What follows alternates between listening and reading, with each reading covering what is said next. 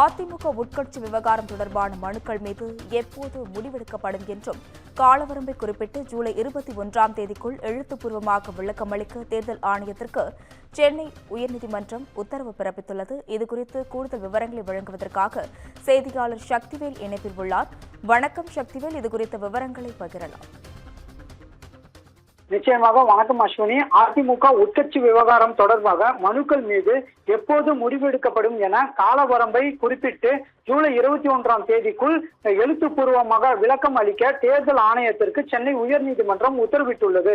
அதிமுக உட்கட்சி விவகாரம் தொடர்பாக அளிக்கப்பட்ட புகார்கள் மீது ஆரம்ப கட்ட விசாரணையை நடத்தி முடிக்க தேர்தல் ஆணையத்திற்கு கால வரம்பு நிர்ணயிக்க கோரி அதிமுக பொதுச் செயலாளர் எடப்பாடி பழனிசாமி சென்னை உயர்நீதிமன்றத்தில் மனு தாக்கல் செய்திருந்தார். அந்த மனுவில் 2026ஆம் ஆண்டு சட்டமன்ற தேர்தலுக்கு தயாராக வேண்டிய சூழல், கட்சி விரோத நடவடிக்கைகளில் ஈடுபடுவோர் இதனை தங்களுக்கு சாதகமாக பயன்படுத்த வாய்ப்புள்ளதால் ஆரம்ப கட்ட விசாரணையை தேர்தல் ஆணையம் தாமதப்படுத்துவதை தவிர்க்க வேண்டும்.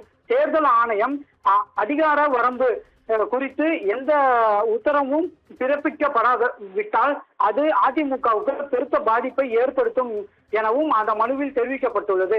இந்த மனுவை நீதிபதிகள் ஆர் சுப்பிரமணியன், கே சுந்தர் அமர்வில் விசாரணைக்கு வந்தது.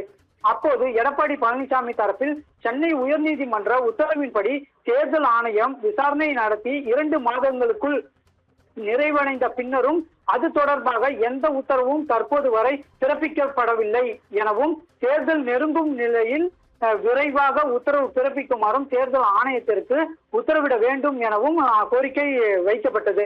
மேலும் இது தொடர்பான வழக்குகளில் 3 மாதங்களில் முடிவு எடுக்க வேண்டும் என உச்சநீதிமன்றம் உத்தரவிட்டுள்ளதை சுட்டிக்காட்டப்பட்டுள்ளது.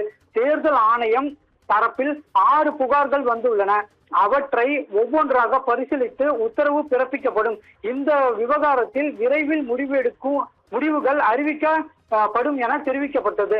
அப்போது குறுக்கிட்ட நீதிபதிகள், அரசியல் சாசன அமைப்பான தேர்தல் ஆணையம் உரிய நேரத்தில் உத்தரவு பிறப்பிக்கவிட்டால் தங்கள் அரசியல் சாசன கடமையை செய்ய தவறுகிறீர்கள் என்பது அல்லவா என கேள்வி எழுப்பினர்.